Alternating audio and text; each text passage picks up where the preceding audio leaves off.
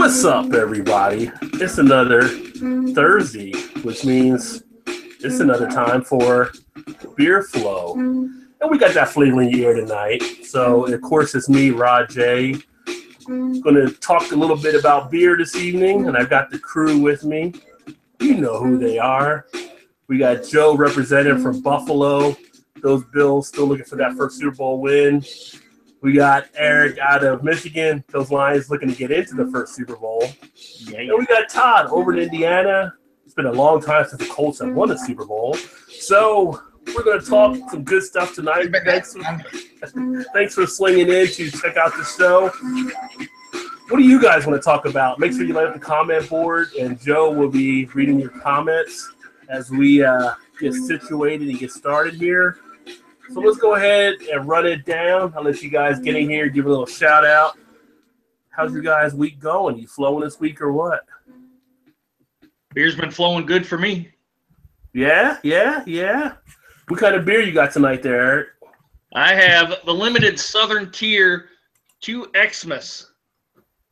Oh, you got a Christmas beer already? Nice. Yep. Already? Yep. It is November. Yeah. Comes in at 8% alcohol by volume. They've all been. Well, you can't hate on that, that's for sure. It tastes like Christmas. Tastes like Santa. Another guy haven't had a 12 dogs of Christmas earlier this year already, so. Thirsty dog? Actually, when I went to the beer store, I seen quite a bit of Christmas ales out. I have a small, soft spot in my heart for Great Lakes. I'm glad you followed that up with something. I had to make sure that I didn't pause too long in between there. But Great Lakes Christmas Ale, I always buy at least one bottle of it every year. I always have one of those every year. Usually, that's a solid beer. As you can see, I actually have the porter, which I don't think I've had their porter before. I had the 2X IPA, which I've had before, and actually is a pretty decent brew. But we got to share some details on that one here. And what do you got, Todd, to drink? I also have the 2X. Oh, great minds. I see you, dog. I see you. And probably followed up with the 2X Stout. Oh, I thought you were going to pull a porter there. I said, now that would have been free. Then I would have thought there had been some stalking going on. I would have questioned both of your intentions if you had the porter. And Joe, what did you pull from the basement? I pulled out their Imperial Oat Stout. That's a 11% Imperial Stout brewed with oats. And I don't have a date on the bottle, but I'm just going to go off what it says here, which is released in fall of 2008. Yeah, it's brewed fall 2008 on that. Yeah. So, I mean, it's only like 9 years old. No big deal. It's the very first Southern Tier bottled beer ever. Yeah, this was the porter that Rod has. Was the first beer I've ever had, and then this was actually the second one I've ever had. But I bought apparently a bottle that was old on the shelf because I bought that in like 2010, and I was under the impression it was like a 2010 bottle. Nah, I guess not. It's pretty damn good though. It held up carbonation-wise, definitely has carbonation, and it has that like molasses. Almost like a slight touch of like the soy saucy sometimes when you get like an 8, 9, 10-year-old Imperial Stout kind of goes that way a little bit, but it's thick, it's chewy, and it's going to hold me over this entire show. And as you can see, Joe didn't wait for anybody else. He had to wait for it. So he's like that. He's like the one around Thanksgiving just dipping into the turkey where everybody else waiting. Yeah, I had to let it breathe. You have to respect this stout. I had to let it breathe. You're like the dad on Christmas Story. It was in my cellar asking me to come out for like 5 years, and I was like, yo, slow down. We got a Beer Flow show in 2017. Perfect time. Like, pick me. Well, let's see. Should I start with the IPA? Should I start with the porter? We'll do the IPA so the porter can warm up. I always start with that IPA. Wow, this smells really, really good. Holy cow. IPA. I know. I'm sorry, brother. I'm sorry. Now, Eric, would you say that smells like, dare I say, Christmas in a bottle? Oh, yes, it does. Slow down. What does Christmas smell like? A little bit of ginger, a little bit of cinnamon. Yeah, I knew them from the club. It says orange peel, but I'm not getting orange peel on the nose. Ginger and cinnamon were the big ones. Yeah. Nice. I haven't had that one from them. Are you getting a little bit of spice out of there, like most of the Christmas beers? Yeah, I'm smelling a little bit of spices too. Well, you can smell the cinnamon big time. Now, don't snort it, Eric. I mean, let's get that's not what Christmas is about. I know. Sorry, For some people it is, but let's just, looks like a copper or amber ale, kind of. I don't know if you guys could see it here in the light. Yeah, the darker one, yeah. Well, that's how your Christmas beers are usually dark like that too. Yeah, they definitely have like the copper, almost mahogany type of tone to it. Mahogany. Looks like a copper or amber ale, kind of. I hear myself. Yeah, I was putting up the things so we could see the comments and you played back there. So wow, this is awesome. This is awesome. So you're liking that one? Oh, hell yes. Nice. All right, so Eric's yes. You lost it. It's too early to go wrestling right now. Turn into Marv Alberts. Yes, and it counts. Yes. Hell yeah. I'm getting like big ginger. Not so much cinnamon, but the ginger's really big. Yeah. Nice. I'm digging this one quite a bit. Shout out to Craig from Kemp Beer Reviews. He says another day, another brewery buyout. Good evening, gents. Was there a brewery buyout today? Molson Canadian bought out a Quebec brewery, La True de Diablo or Diable. I can't forget. I think I don't know how you say it because I'm an idiot, but it's a Quebec brewery that they bought out. And I get a lot of people, of course, are up in arms. Oh my God, it's Molson. It's over. The good times are over. Macro did it again. Oops, I did it again. A little bit of a macro. But the 2X IPA, what do you think of it, Todd? Have you taken a look at it yet? Yeah, I've had this one before. It's pretty good. I like the hop feel. I mean, the head stays around for a good amount. Well, I got more head than you, but that's a whole different thing. But this one, this one is actually hanging out pretty nicely. Mine dissipated pretty quickly. Although mine was full of bubbles when I first poured it, and then they went away pretty quick too. I don't know. Got to teach how to pour. What's the date on yours? The date on mine. Oh, I didn't even look for a date. 8/23/17. You gotta check the date on the bottle, guys. It's funny because it says DOB too, like it's actual person. 9/18/17. Yeah, and they put a time. Date and time. 6 a.m. Wait, what was your bottle? 9:25 at 4:22. Todd and Rod, what's the date on the bottle for you guys? Mine is 8/23/17, and it's still Mine's 9/25/17. 4:22 p.m. Super fresh, absolutely amazingly fresh. Super fresh, baby. Oh, you don't understand the freshness that Southern Tier has. They got on the label. Why the hell not? I agree. 8.2% ABV. I tell you why not Southern Tier, because that bottle is like 2.5 months old, baby. And it's still good.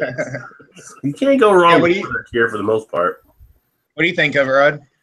I've had it before, but I like it. It's got a nice hop feel. I like the lacing's definitely holding in there nicely. It's one of the nicer IPAs as you drink it down. Good foaminess on it, good aroma. Can't really complain. Not sure what hops they actually use in this one, but it's got to be a couple of the C's probably. Good clarity on it. A little bit of a haze. What's the IBUs on this one? The bottle.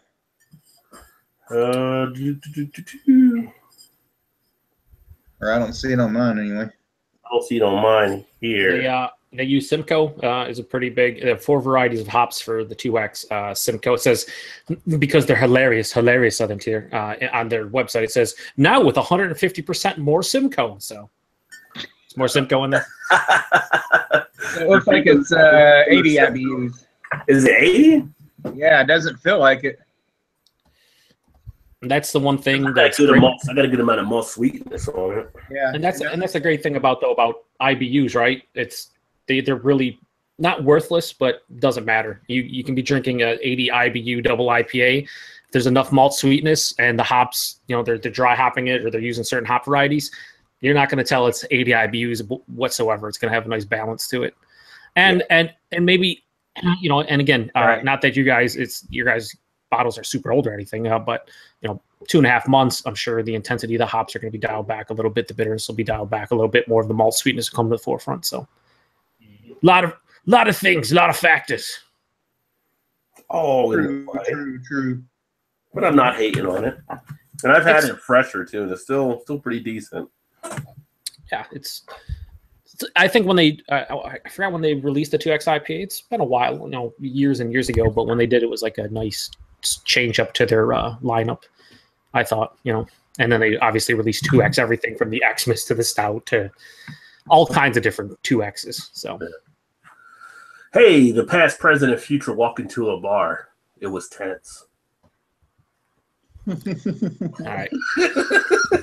Rod, I know this is your channel. It's your show, but I might have to ask you to leave after that.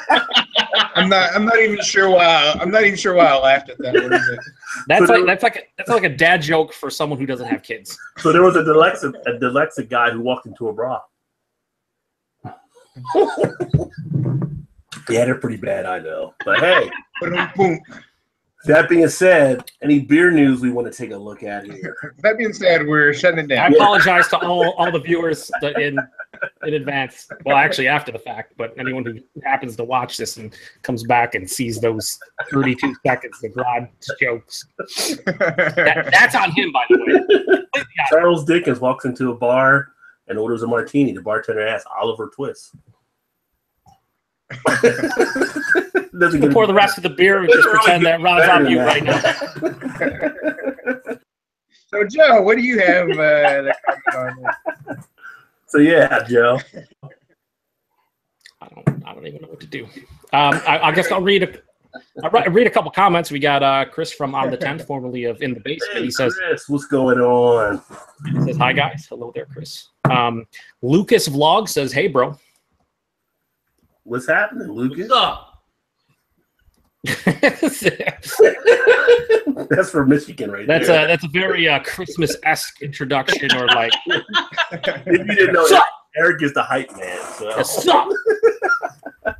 Chris says he's chilling at his bros doing laundry, drinking a Shock Top Citrus Radler. Well, everyone has to do their laundry, and as far as the Shock Top Citrus Radler goes, that's on you. Not us. Not a fan, Joe. Not a fan. I don't have anything against Shock Top, but he likes the Radler, so you know, drink him up, right? Craig and Chris are having a little back and forth high five session going on, and then he goes, and before the president walked into the bar, that was pretense. I told you it's not going to get any better. Craig, do not encourage Rod. This is downhill from here. So, beer news. Cool thing happening here. Rheingeist, one of our local breweries, they're actually coming out with a new beer to honor veterans. So that'll be kind of a neat little thing there. Let's see what the beer is called. What kind of style is it? Do you know? Here. Well, knowing Rheingeist is probably IPA. Yeah. Knowing 98% of the breweries out there, it's probably an IPA. True. You were at Rheingeist. Who the hell made a saison? Yeah. Who the hell did that? Did you make a blonde ale? Why are you making a blonde ale? It's one of like 100+ styles. Leave me alone. There's IPAs. There's double IPAs, there's New England IPAs, and there's pale ales, and there's anything with tons of hops in it. No, it's actually going to be called Turn over the resignation now. It's going to be Valor, and Valor is a rye porter. But I will say Rheingeist does make a nice porter with their Panther, so this could be a nice little beer as well. And it will benefit Mission 22 as well as the Barracks Project, so they'll be, I think, kicking money back to that as well. So that's pretty cool. Yeah. Anybody can definitely use more help. It's definitely veterans, right? So I would agree. Got that. Cheers to that. I'm always on board when a brewery does something where they, you know, benefit some kind of cause that's a positive cause and not just stuffing their pockets, which, hey, that's a business. I get it. But, you know, that would make me more motivated to go buy a beer. And I have bought beers before because of, you know, supporting a certain cause. So, yeah. Yeah, that's the one thing. I know Dog Tag has their beer out there, but I haven't seen it yet, so I haven't been able to get that. But I would pick up some of that. Let's see here. Legalized pot is a new craft beer, according to what Business Insider. So seems like more people are jumping into that than beer right now. If you're in Utah, 3.2 beer changes are coming. So apparently they're still getting like the 3.2, which is the lower ABV beers out there, which is kind of weird because Utah is in Utah, and they're making higher level beer. I guess because they're shipping it out of state, maybe. I'm very ignorant in general, but when it comes to this law, I want to say I remember seeing a beer tuber in Oklahoma. I forgot his name, but it was something like they could only sell 3.2% Budweiser if it cold Budweiser that was 3.2%. If it was the 5%, it couldn't be cold. I don't know if Utah has something that's similar to that. When you say 3.2, kind of just stuck in my head. Like I remember hearing that from Oklahoma. So yeah, they used to do 3.2, I think, in Ohio here back in the day. That's when people used to go to Kentucky and get beer and stuff. I mean, I get it, but I don't. It's one of those things where it's like, you don't want people to go and buy beer, instantly consume it, drink and drive. Don't, Eric, settle down. At the end, you can go nuts. But no, it's one of those things where it's. I get it, but it's like not everyone that wants cold beer is going to go home and slam back the entire 6-pack or 12-pack and go out and drive or get crazy. Some people just want the convenience of going to pick up their beer already cold so they can go home and have one or two of them. Right, relax after a hard day of work. Yeah, or watch the game or whatever that you're going to do. But it's like, I don't know. There's some very arbitrary rules and laws out there about things that. I mean, in New York here, I don't know how accurate this is. This was a couple years ago, but a friend of ours, Chad the Albino Rhino, he told me the reason why, because there's a lot of breweries in New York State that don't put their ABVs on the bottle. It's not a law. It's not a state law. And the reason for that apparently is because they don't want people to buy the beer based on the ABV because they think younger people are going to go, oh my God, it's a 10% beer. I'm going to buy it and get all hammered. What they don't realize is how about that, somebody who walks in that doesn't really know too much about beer and beer sounds awesome. They pick it up and it's 12% and they think it's 5%. Like that's terrible to have misinformation or no information because you're afraid that somebody is going to come in there and buy it solely based on ABV. That seems ass backwards to me. It doesn't make any sense. Yeah. But being a younger guy back then, I would have went for the high ABV. Rod, being an older guy, you'll still go for the higher ABV. It might have been like, again, making another Goonies reference, I'd have been like, Chuck, hey guys, they got 12, they got 13, they got 14. Put the Budweiser down. Daddy 12-pack. Yeah. You're a terrible influence, Rod. You're the true corrupter. Of course, this last week we had Sam Adams release their Utopia, $200 for a beer. I'm not one to pay that amount. I don't know about you guys, but I've had it a couple times, and it's look who you're talking I've had to. it too. Yeah. So You've had it 2 times. Yeah, what's your thoughts on it?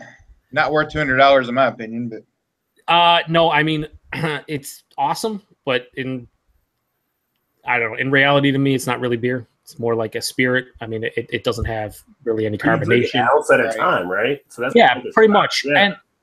And this is the thing. A couple of my friends in Canada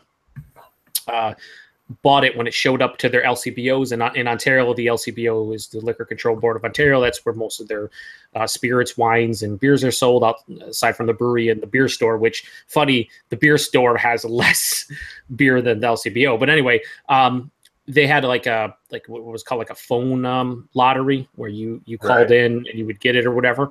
It charged $115 Canadian, which is like $80 to $90 American.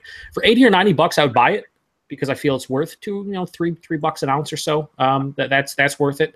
Even 115 Canadian for the Canadians, I think that's worth it. But once you start breaching,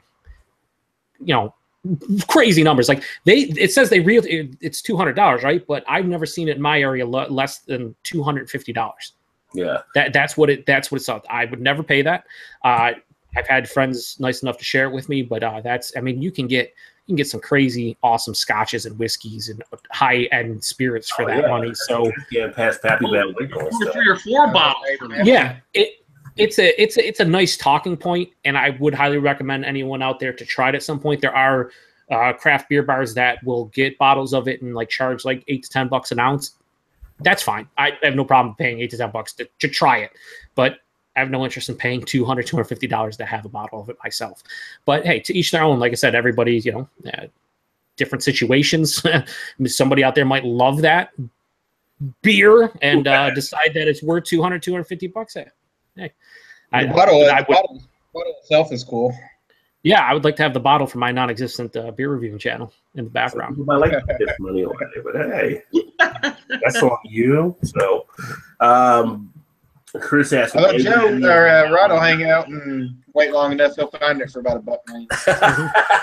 Yeah, he'll find it for everybody somewhere. But the funny thing is, the only person I know that bought one around here, they bought it from one of our places called Jungle Gyms. Bought it for $80. Yeah, really, and then turned around and sold it for $200 on Amazon. It's $70 having every day. Like that's an awesome beer to have for that. She's like, you don't even drink beer. He's like, oh, it's not for me. And he turned around and sold it. So yeah, was having a raffle for it this year. Oh, really? Well, they do so much stuff out there. I mean, that's that place is like considered one of the top 5 places in the country to buy a beer now. So, they're doing that with it. I mean, you got 2 locations and they're huge. I don't know if you've ever been there before, Todd, but I've been to both of them. Yeah, so one of them has like a tram that can run you around. It's so big from one to the other. So yeah, they're doing that with CBS with getting tickets and all that. Like $50 a ticket. Yeah, I think it's $50. I could be wrong, but well, you get 2 bottles for $50. That's for the ticket. Oh, is it 2? Yeah, because the retail price for which they'll have at the brewery is $24.99 for CBS. I'd imagine outside of Michigan, they'll probably show up to most places $28 to $30. So that poses the question, because this is a segue. See, that's how a proper segue happens. Not that I know anything about that, but we'll go from a big hyped beer. I shouldn't say Sam Adams Utopia is not super hyped or anything, but it's it's well known. It's pretty hyped though. It's hyped because not a lot of people are. They're saying it's special because it has a Ninja yeast right now on the internet. Oh, Jesus Christ. Anyway, founder CBS. For everybody here and anyone watching, if the beer shows up in your neck of the woods and it's $28 to $30 for $7.50, are you going to purchase it? Is it worth that, Joe? Me personally, yes. For $7.50. Wait, we're all American. What are you talking, milliliter? We need to break that shit over to ounces. 25.4 ounces, right? Okay. 25.4. But you know the Canadians too much. No, they even when the founder says it, they won't say 25.4. They'll say 750 milliliters, basically a wine bottle is what they're saying. They gotta be fancy. For me personally, it is one of the few beers that I've ever had that it lives up to the hype for me. And it did. I had it 2014. They released it on draft all over, and I actually had it here twice in 2 different areas, and it's awesome. If you've never had it, yes, I would say buy it. It's worth about $1 an ounce or so to try it. Then you can decide if you ever want to buy it again when they release it, in 2025 or whenever. I actually might go to the brewery and have it there. Or if you can get it on draft somewhere for cheaper, to get 8 ounces of it or whatever, because it's one of those beers where it's awesome. I don't know if you want 25.4 ounces. It's one of those sharing beers where you want to probably split it with someone else because it's very complex, has a lot of flavors. It's sweet, it's rich, but it is. I would highly recommend it. I know a lot of people out there, $28 for 25.4 ounce, never would do it. But it's one of these things where the last time they released it was 6 years ago in bottles. So it's worth it, especially if you like KBS. Yes, it's overhyped, all that stuff. Yes, but KBS is still a really good beer. This is like everything KBS wanted to be as far as the hype and just being a beer in general. It's that good, at least for me. Again, personal preference, subjectivity, all this stuff that all the beer tubers talk about, because no one knows that everyone has a different opinion. I don't know. I don't know if I would do it or not. I mean, I felt burnt like on the breakfast style, Kentucky breakfast. I was like, it was good, but it wasn't as great as the hype. I don't know. It wasn't that great. I've only had that one, but other people are saying, man, that beer is just for Kentucky breakfast style, so it's kind of lower tier. No, I did pick up a box. Talking about the CBS, I kind of missed out. CBS, yeah, it's coming out. On Facebook, they said December 1st. December 1st. It should be at, and I think they're releasing it at the brewery like later this month, and then they hit kind of like KBS hits distribution every April Fool's Day. That they try to do it every like beginning of the month every time with all their big releases. The first of the month. I had the CBS at a festival last year. It's easily a top 5 beer that I've ever had. I agree. I cannot disagree with my man Todd. He knows what he's talking about. And I'm hoping I can find a bottle of it when it comes out. Yeah. I mean, because here's I would definitely pay $30 for it. Yeah, and here's the reality too: is like, you know, founders get so much. I mean, they get so much distribution now with like, you know, whatever it is, like 30 states. Some states they're going to send this beer to, and there's not going to be a lot of craft beer nerds or people that will want it, and it'll just hang out. I mean, it's like KBS. They send it to certain states where it's just sitting on shelves, whatever, for like $20. And then there's other states where people are like, I want more. You're going to see CBS show up in certain necks of the woods where people just won't purchase it. And it's going to be crazy. And then in our neck of the woods, it'll be gone, like ASAP. Well, that's kind of like we see zombie dust at some of the places. And the last time I picked up a 6-pack, it was like, hey, take all you want. It's just $2 a bottle. and it was all fresh. It was like, wow. you know what that is, Rod? That's not a proper segue. That's just you bragging. Oh, is that just me? Oh, okay. Yeah, I just walked into my bottle shop, $2 a bottle, zombie dust 4 days old, whatever, bros. That happens. Doesn't happen for us. Speaking of that, the space dust up here were kind of hung around a little bit. I mean, you could still get it. Now, was that space dust or zombie dust? Oh, it was space. I'm sorry. Oh yeah, space dust is illusion. Here, I know people say, "Well, they're not craft brewer anymore," but it's still pretty good. Space dust is a fantastic beer. Yeah. Wow. You know, if you can get the whole AB InBev thing out of your head, which for some people they have trouble with, I'd imagine as they're drinking, they're like, "Well, this is a really good beer, but AB InBev. Hang on, my taste buds say it's awesome, but my mind says I should hate you." I'm going to give you a 3 out of 5 on tap because I'm conflicted. Chris had asked, what's the ABV in a Utopia? That's 28%.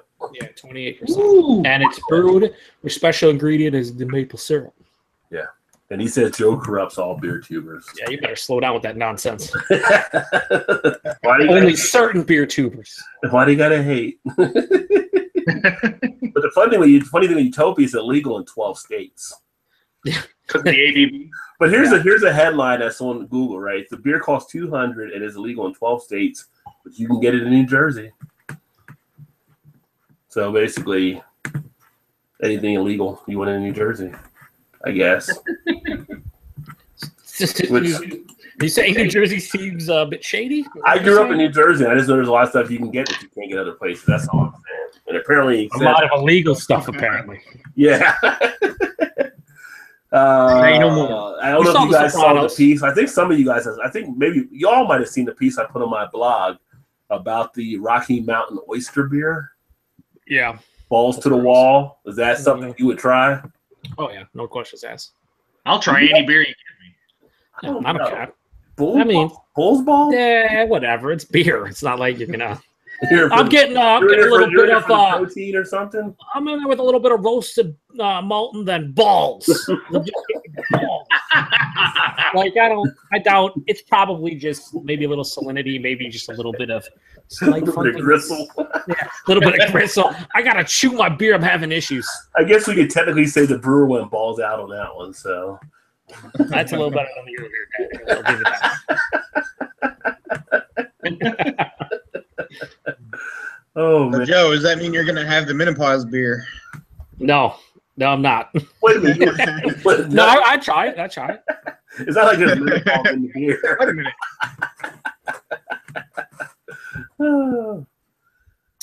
Oysters in the beer. They're talking about that. Another brewery's doing oysters in the beer. Which I've had the one from Flying Dog. I think they had oysters and it wasn't that bad. I think it was the Pearl Necklace. Oh yeah, Pearl Necklace, Settle Down, ZZ Top.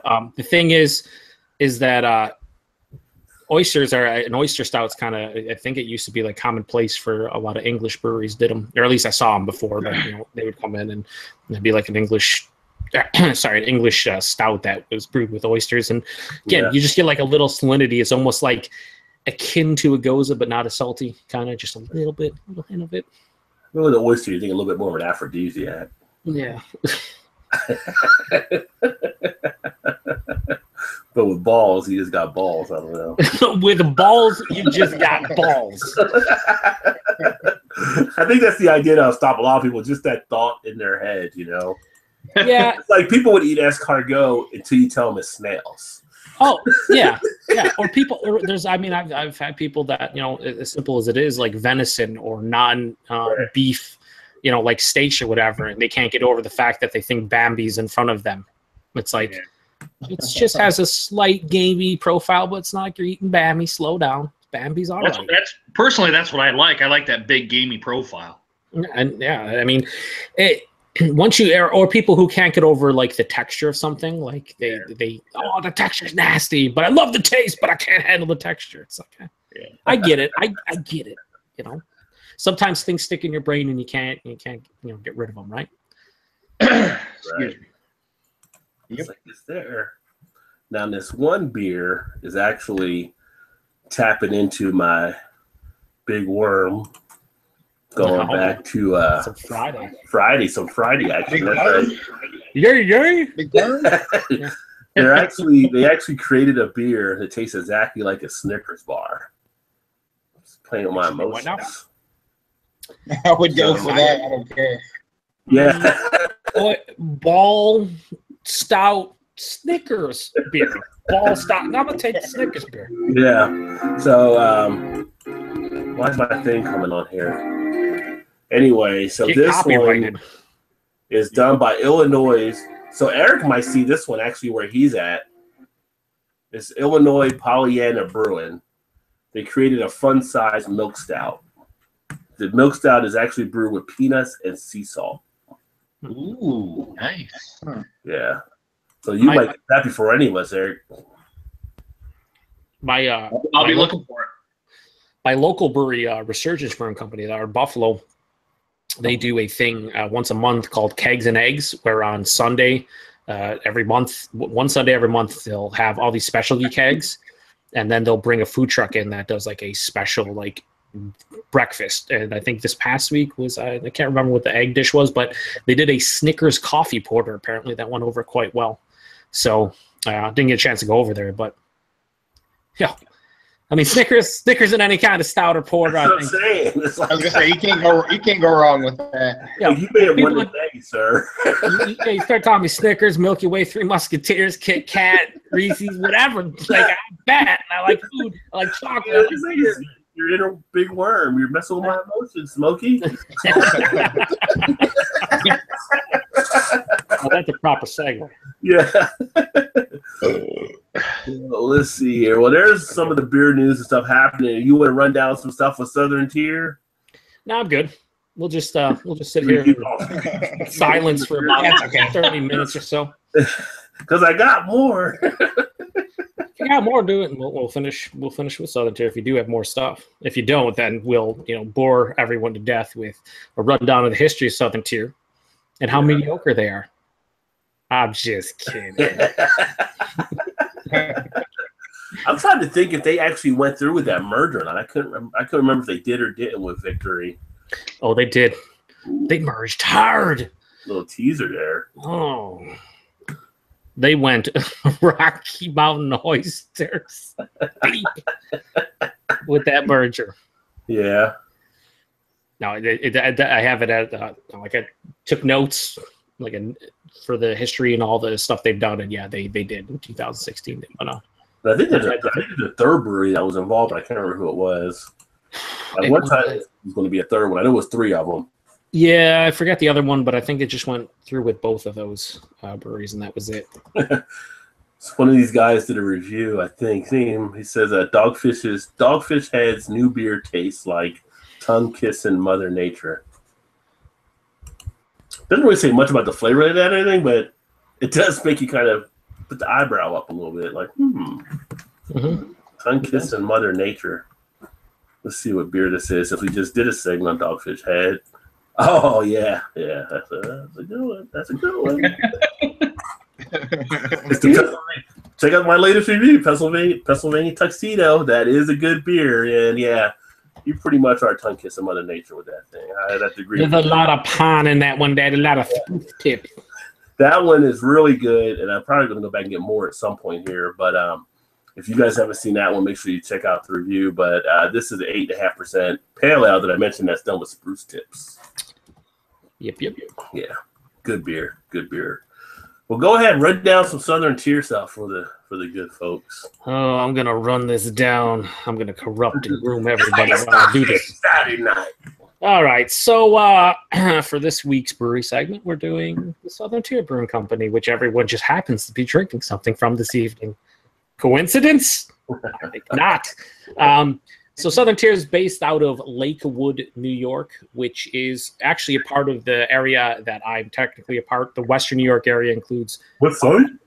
Buffalo, Rochester, and then now here's the thing. Now the Southern Tier part of Western New York.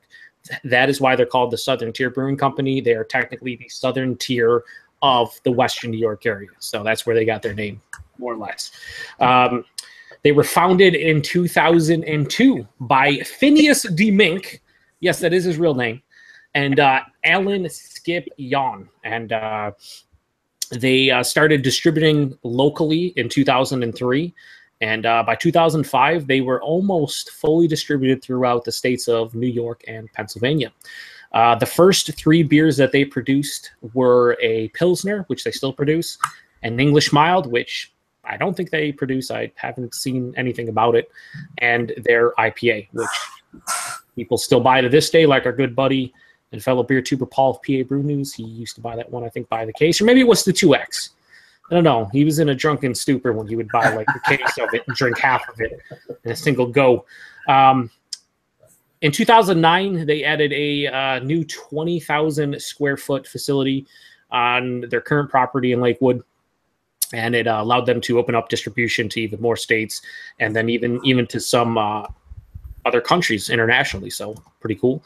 And then they continued to expand until 2013, when they started producing beer via their 110-barrel Steinecker brewhouse, German Steinecker brewhouse thing. And then they actually ended up assembling their entire new building around this brew house. That's how much they respected it and how cool it was. And then in 2016, they opened up their distillery and their first satellite brewing, which Rod was mentioning earlier, in Pittsburgh, PA, because they opened up the satellite brewing.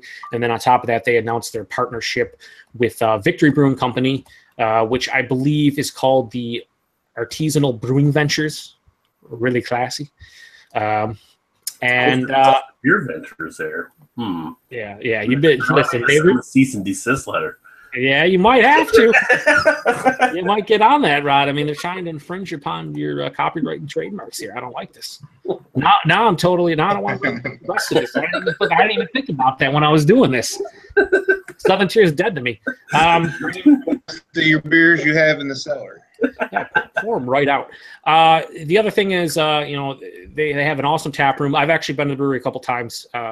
Really nice location. It's literally in the middle of nowhere. Like it's on a lake, or like right close to the lake. They're in Lakewood, and it's a beautiful facility. Bunch of taps, food, the whole nine. The name of their tap room is the Empty Pint, and I'd highly recommend if you're ever in the area to check it out, because it is cool. And they do have some specialty brews on tap too, like most places. So you can get like the vast majority of their regular offerings and their seasonals and whatever they have out. And then on top of that, they'll have some specialties. They also have done, I know over the past year, they've done some like special can releases. They did a like unfiltered IPA that they released there, and a couple other things. So some stuff that if you don't go to the brewery only, you won't find it in distribution. So unless you're an idiot like me that last Black Friday, instead of going to the local chaos that is like Bourbon County release and everything, I actually took a trip down to Southern Tier because they were releasing their Manhattan Ale, which was the first beer in their Barrel Work series. Mm-hmm. And they were like, this is brewery only. So, look, On a scale of 1 to brewery only, totally brewery only, nothing else, going to be brewery only. Went down there, picked up a couple bottles of it. 6 months later, it's on the shelves in Western New York and everywhere else. So shout out to Southern Tier for lying. Great job, guys.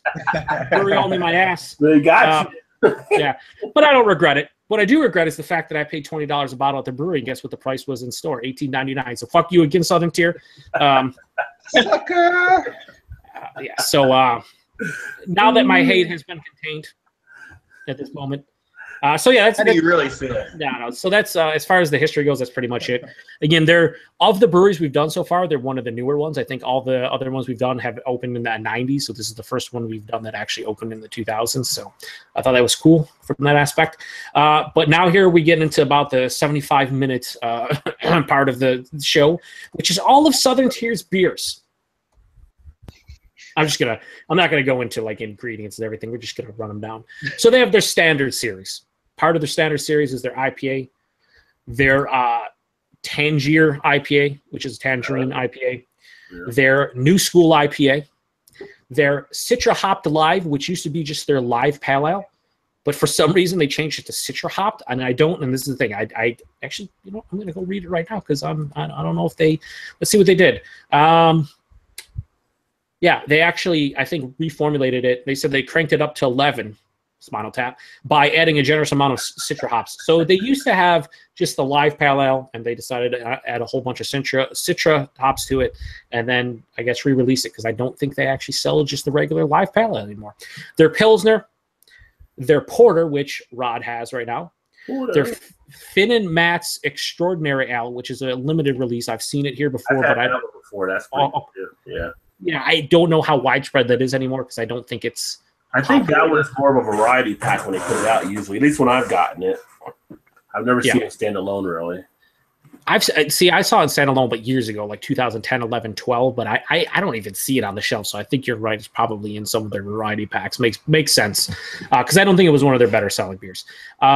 Here's one that I don't think is outside of Western New York. Correct me if I'm wrong. They do a One Buffalo Blonde Ale. So this is a beer that is a blonde ale that is brewed specifically, I think, for the Western New York area. One Buffalo is owned by the owners of the Buffalo Sabres and Buffalo Bills, Tim and it's Kim and Terry Pagula. So I think that's only released in the Western New York areas. It's okay.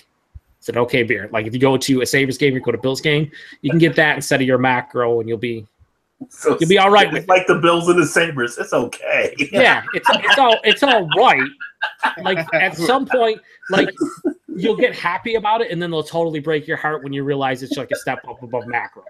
But yeah, they also do their so it's funny because Southern Tier has their standard series. Now, correct me if I'm wrong, which I am a lot, but if you hear standard series, wouldn't you guys think that means year round, or like year round? Yeah, I would think standard, like it maybe like their core or something possible. Yeah, it's like they feel well. So they have the standard series, and then at the end they have 4 beers, and it happens to be seasonals. So it's seasonal standard series. They have their raspberry white, which they release from February to March. They have their lemon drop sun wheat beer, which they release from April to July. They have their Harvest Ale, which they released August through October. And then they have their Old Man Winter, which they release in November, and they have it through December. So that kind of does it for the standard series. I guess we'll go to comments real quick to see if we have any. Yes, we do. We have Drunken One saying, somebody say Drunken. I just did. Congratulations, Drunken One. Redbeard says, what be going down, guys? Can Redbeard join in the fun? I will not speak for Rod, but then I will speak for Rod because Rod's okay with me speaking for him right now. No other time. But no, you cannot, Redbeard. Here's the thing. We keep this panel to 4, and then afterwards, if we go offline, I have no problem with sending you an invite, but for the actual live show, Rod likes to keep it to a smaller panel so we can get through stuff and not have a lot of chaos going on. So, and that goes for anyone else, unless Rod wants to tell me I'm an idiot, but I think that's pretty much what we're trying to do here. You do good. You're a good consigliere. There we go. There we go. I've done something positive for once. So yeah, so the standard series. That's all the common standard series. What have you guys had from the standard series? Have you had most of it? Have you had any of it? Have you had none of it? All of it? I've had. This is my first Southern Tier beer. Holy shit! First one? Yeah, this one right here, this Christmas one. Eric, I think November should be Southern Tier beer on your channel, bro. Buy it all. Try it out. If I only had a cherry soundtrack to something, I would play it, but I don't. I almost got the Harvest Ale, but I thought it was pumpkin. I'm like, yeah, I'm not big on pumpkin beers. It's not pumpkin. It's just a harvest beer with fresh ingredients that they yeah, it's really like a small beer, but it's not pumpkin. Yeah, it's not. It's just like a very nicely balanced, just like I don't even know what style they actually call it, but it's really well made. But it has no spices, no pumpkin, nothing of that nature, and it just. I almost got that one. I would recommend it. It's one of my favorites from their standard series. For some reason, I haven't done a new school yet. I almost picked it up. I was like, yeah. I've done Tangier. I've done the IPA. Do the porter. Done the Finn and Mats. Done the 2X IPA. Obviously, is me and Todd are drinking that right now, but we've done it before. And I've done the Harvest Ale before too. Yeah, I've had everything from the standard series. Again, I'm in New York. They consider the Western New York area like their backyard, so we get basically everything Southern Tier has done. What ever do is how it is.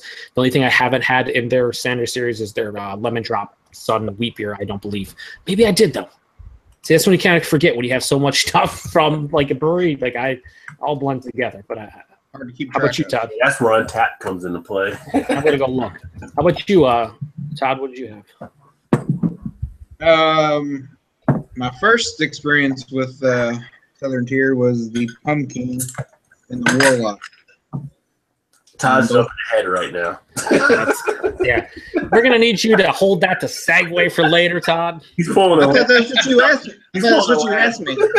No, I am. That's totally what I'm asking.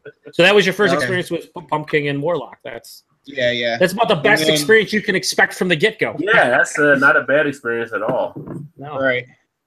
And then the 2 times IPA, 2X IPA, whatever you want to call it. It's kind of a standard. It seems like our Southern Tier distro is hit and miss here. We get enough, but not a wide range of it. For it enough. I don't know. That could be it too. I think they try it for certain areas, and maybe there's just not enough people drinking it. They're fine, and they're not putting certain stuff in certain areas. I mean, that's their research. That's the one thing when it comes to any brewery in general is that like they do their research, they'll do their due diligence, and they'll understand who's drinking what in what quantities, what needs to be sent to their distribution areas. So that doesn't surprise me that you're not seeing a ton of it. You only see probably the more popular. Everyone loves pumpkin. Yeah. Most people who love pumpkin beers love pumpkin or at least like it. Same thing with Warlock. So I can see how. Yeah. And probably my favorite beer, my favorite one of theirs is the cold pressed coffee pumpkin that I just had like a week or so ago. I don't know about that. That thing is phenomenal. Will I ever let you down? The answer is yes, multiple times. The question is, though, in this situation, I did not let Todd down. All right. Yeah, I still got to get that one. Yeah, you do. Yeah, I would recommend that one. It's great. I'm glad I picked it up when I did because I went back to the same place I got it and they had none. It was all gone. So that one and the rum barrel too. I want to try to get. Yeah, I popped that one open on Halloween. The rum barrel one isn't that bad. And that was I've actually had the porter before. I didn't realize that. So I've never had the porter. I don't think I've even seen the porter here. I've had it in their Christmas pack before.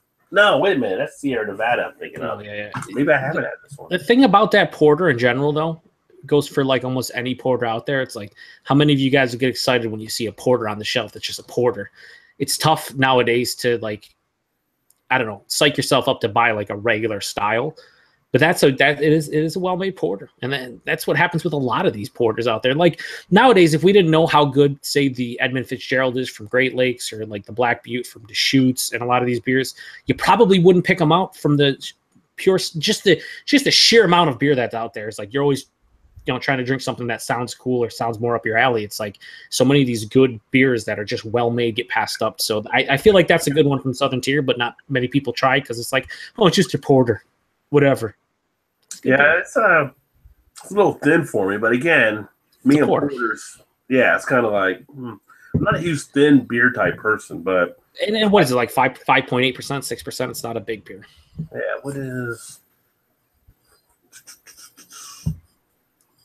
It's not in the same spot as the other bottle.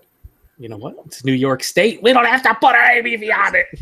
Guess. Just guess, Rod. That's what we do. Yeah, that would probably 5.5. See? Yeah. Not many porters out there sub 6 at this point in time. Well, I mean, you start getting higher now. You're pushing into the stout area or the imperial porter area. So. Mm-hmm. I mean, you go into a porter, you expect it to be thin because that's what it actually does. But you expect to have a little bit more than maybe that roastiness versus like the chocolatey of the stout. So it does have the roastiness to it. It does have that coffee to it. It does have the good malt presence. I do like the Edmund Fitzgerald. Yeah, that's to me that's like it's like the quintessential American porter at this point. Like that is like if someone said, "Well, it's the best, just base American porter that you can think of," that would be in the top 3, no questions asked. It's amazing beer. It's a great quality beer.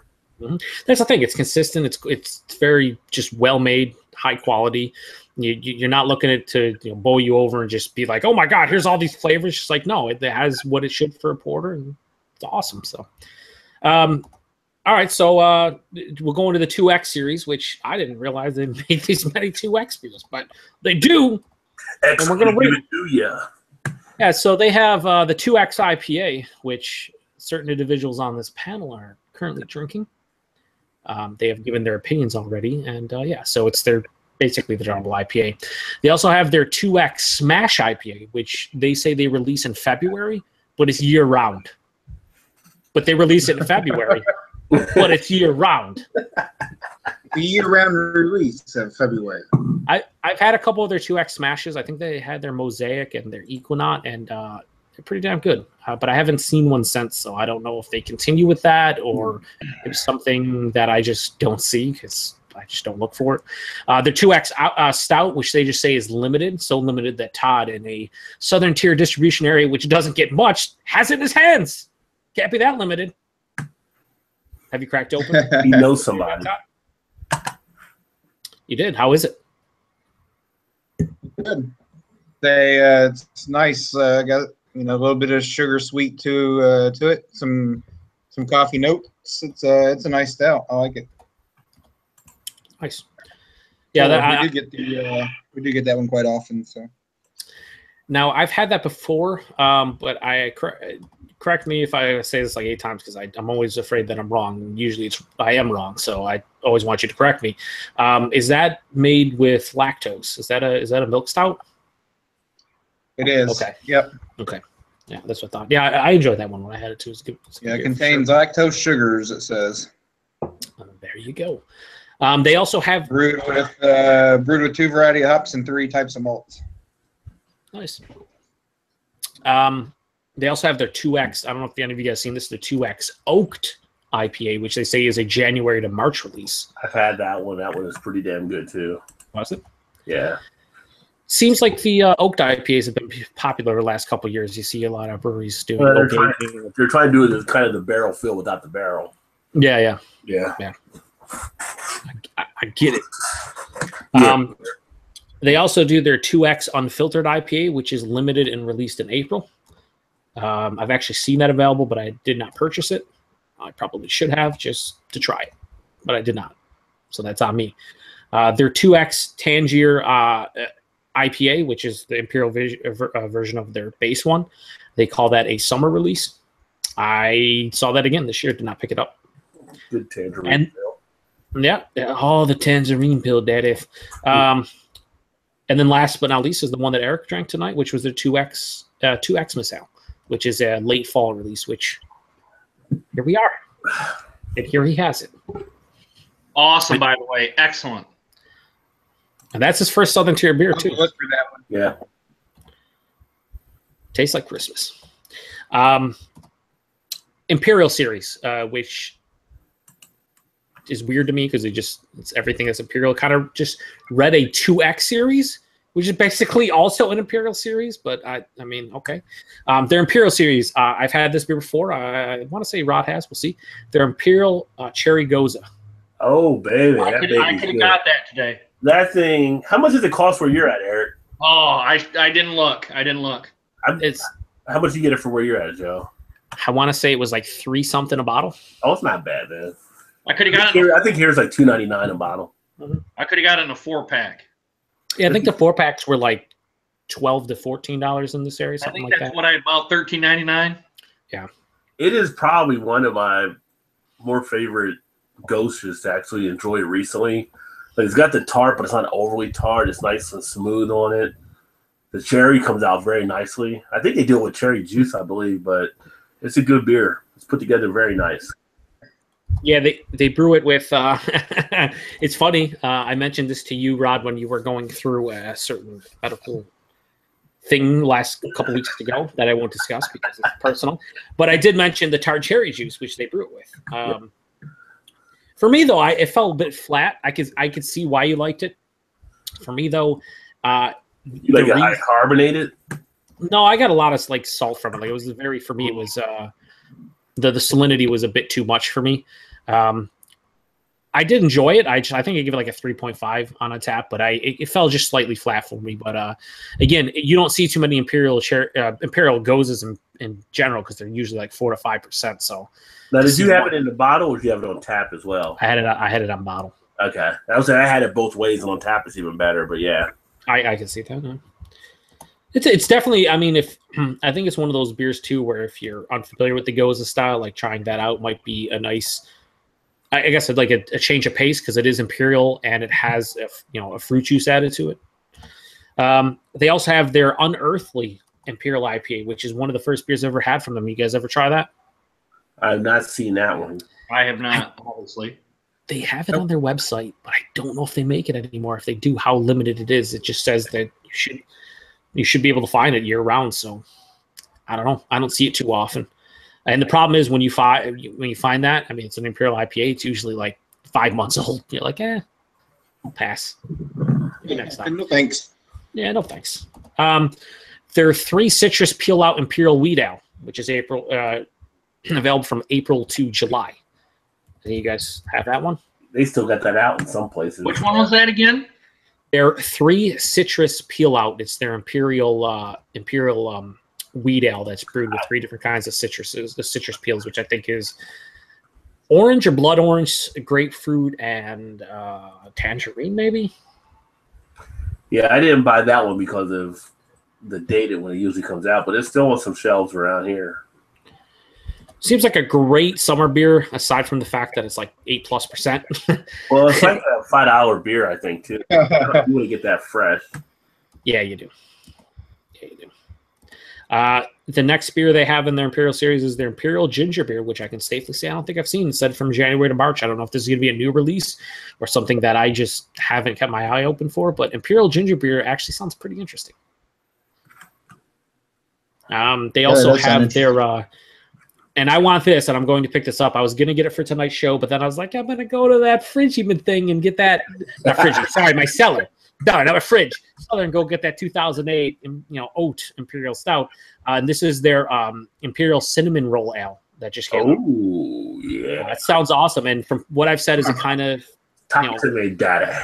Yeah, it kind of fits the role that Southern Tier has played for a number of years with their chocolate and their creme brulee, where it's like, basically dessert in a bottle. People say that it tastes like a liquid cinnamon roll. So I'm like, yes, please. Where do I check mark it? Like, I want to try it. Play with my emotions, Smokey. Yeah, it was like, where is it? I would like to check mark the thing and then check mark the diabetes test. Like at the same time, please. Daddy's going to need a little Diabetes. Nobody come in. the diabetes. Yeah, I want to check it out. For those who are interested, because it is a new release, they do have slight information on their website. They say it's akin to the morning's first brewed batch of perfectly roasted coffee. The aromas envelop you and causes the corners of your lips to curl into the slightest unconscious smile. I don't know about all that. I think it's brewed with cinnamon and caramel. They say here's the problem I have, but I don't really have a problem because I'm sure it tastes awesome. I hate when they say natural caramel flavors. Like, they have to specify. We're totally not using like fake caramel. Like, this is not. This is real. Yo, what? Caramel, not caramel. Caramel. No, it's caramel. That's what I was just thinking there too. No, it's caramel, not caramel. It's totally caramel. Is it ketchup or is it catsup? I don't know. Which one are you going with? I used to, when I was growing up, I used to say caramel. but then I switched to caramel. And I don't know why I did, but I mean, whatever, to each their own. Caramel. It's all diabetes in its truest form. Those little caramel squares when you were a kid. The diabetes. Well, if you're like a 7-year-old old white man with a mustache, it's diabetes. Sir, you're bleeding, sugar. Yeah, I love it. You got the sugar. I get what you're saying. I think you mean diabetes. No, sugar. He's got sugar. Okay, he's got sugar. Just running around with sugar packets and inhaling it. Why is he shaking? He's got the sugar. The sugar's on him. I like that they don't say plural either. It's not they got the sugars. They got the sugar. I get it. To finish up the Imperial series is basically they're more or less they're running the gamut of the pumpkin series they have. So they have their Pumpkin Imperial Ale, which is they say it's released in August. Sometimes it's released in July. Totally released in July, no doubt. You know what I mean? Let this phone ring real quick. Yeah. No, the next is the Warlock, which they also say is released in August, October. But is it? Is it? Yeah, August. It came out August this year. Came out July, son. Always July. Yeah, I was thinking July. It just fell off a truck. It wasn't a false come out, but it fell off a truck conveniently into the store. but I think all of us who've had the beer. I mean, Eric has had one beer from Southern Tier and drank it tonight, but like Pumpkin and Warlock's kind of where it is for me when it comes to Southern Tier. For me, it's like Warlock's over Pumpkin, but at this point, yes. Yeah, but I'm more stout guy. I would agree. So, but Pumpkin is still for me one of the top 2 or 3. Oh pumpkin yeah, it's definitely the top 3 of something that is just a pumpkin now. I know it's Imperial, but like I'm not talking about like oak aged or here's vanilla beans or whatever. Like just here's our pumpkin like beer pumpkin and like Dogfish Pumpkin. Like those are top beers for me in that regard. Yeah, Pumpkin. I'm totally on multiple high fives if possible. Yeah. Then they have their rum barrel aged pumpkin, which was released a little bit after, so usually like in late July. No, usually in like late August, September. They've only been doing this since 2014 because in my cellar I should have busted out, but I do have the original rum, the barrel aged pumpkin.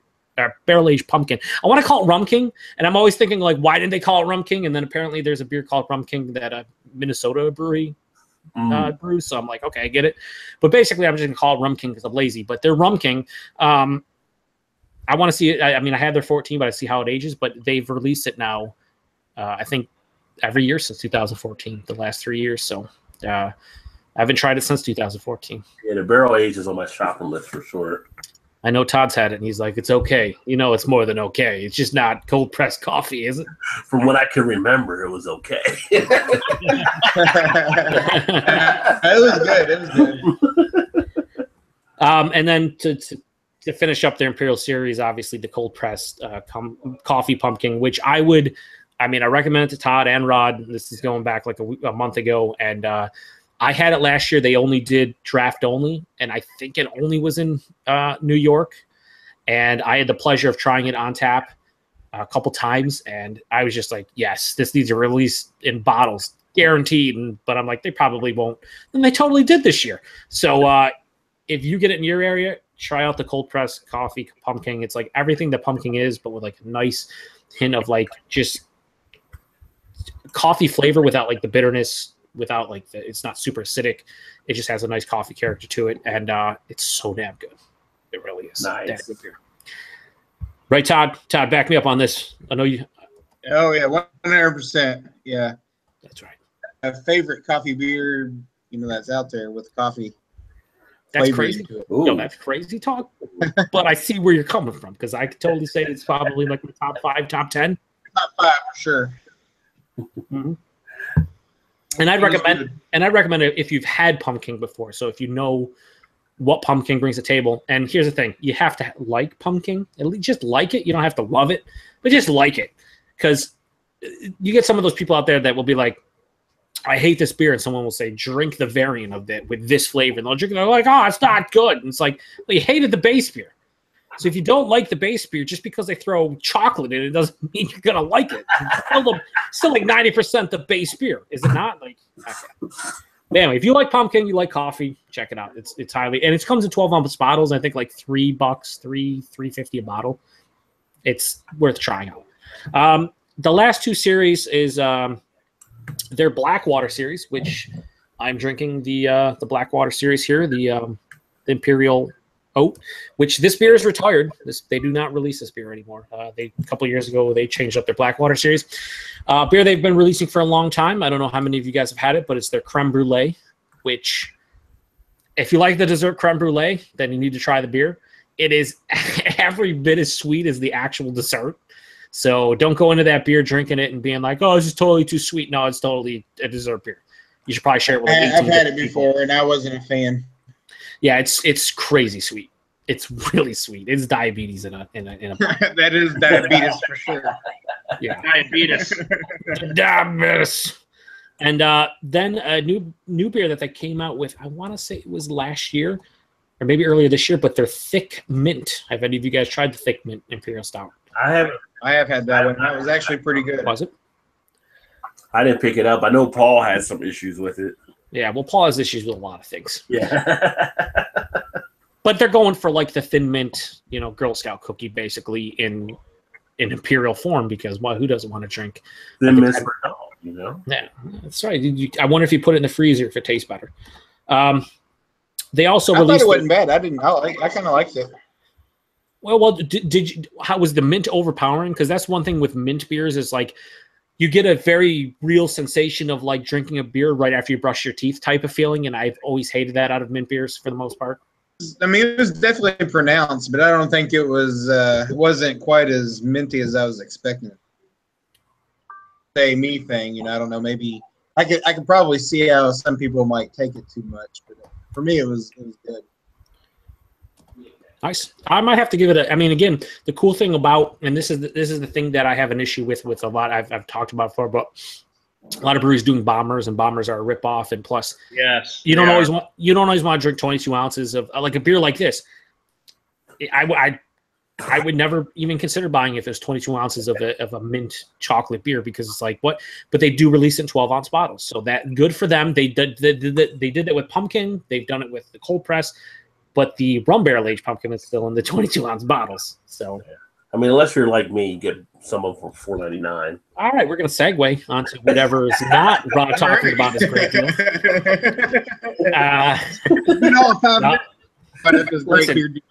Throw it in there. I love the fact that Rod gets awesome deals. I think it's cool as shit. At the same time, I hate him. No, I love that he gets it, but there is a bit of jealousy that I think creeps in for all of us when he's like, "Oh, we're here, and this $10 bomber's $1.99. I got like 8 of them." I'm like, "Huh?"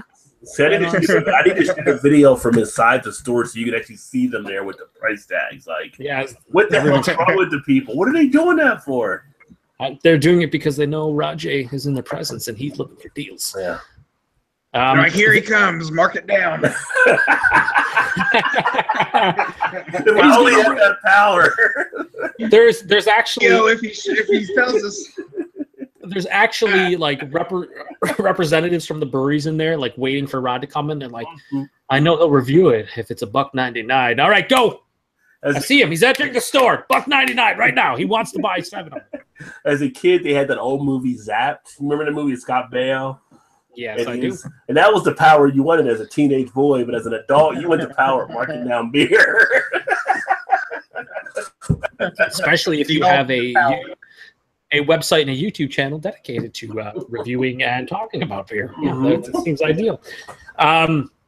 Also in the Blackwater series is their chocolate orange, which I've had, and I thought it was pretty damn good. Tastes like kind of, if you ever had orange chocolate, it's kind of in that realm. I mean, it doesn't taste exactly like an orange chocolate bar, but I have had that one. That is pretty good.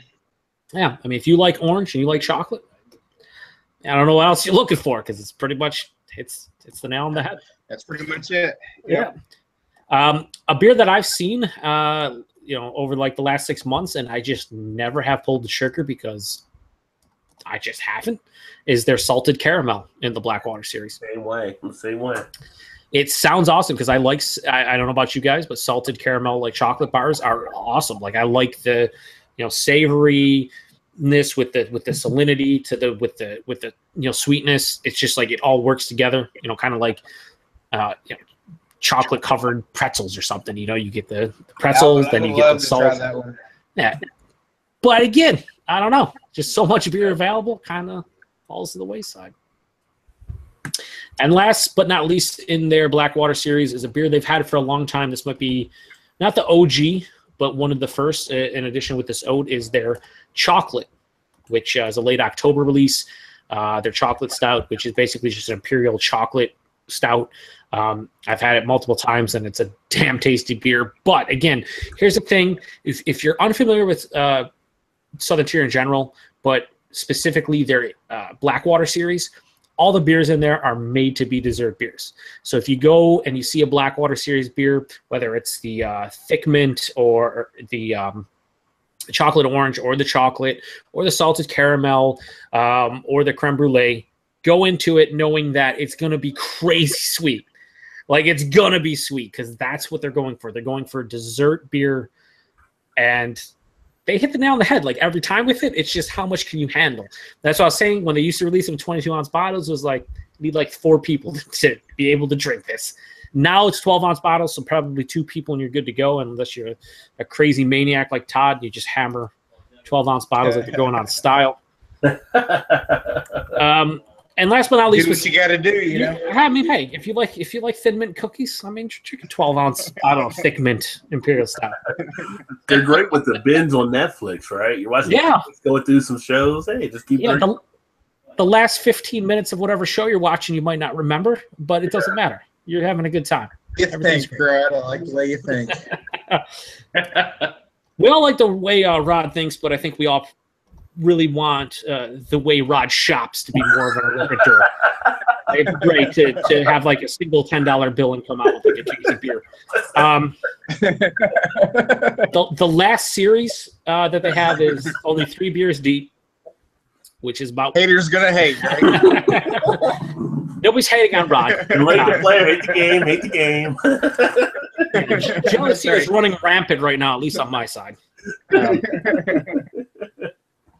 So their Barrel Works series is, again, I went to the first Barrel Works series release that was in the fall of last year, Black Friday.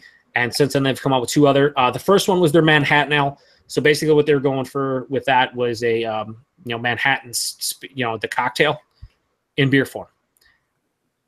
That's where I'll leave it. Then they did their Sap Squatch, which I kept on telling Paul, like, you got to find it. He's like, I can't find it. And I was like, you got to find it. He's like, I still can't find it. I'm like, what are you doing? He's like, I don't know. So if I do see it, I'm going to have to pick it up for him because I feel like he should review that because he is a Squatch. He lives in the middle of nowhere, PA. But it is a I think an English barley wine that is brewed with maple syrup and aged in bourbon barrels and oak. So what they did was they brewed the English style barley wine with maple syrup.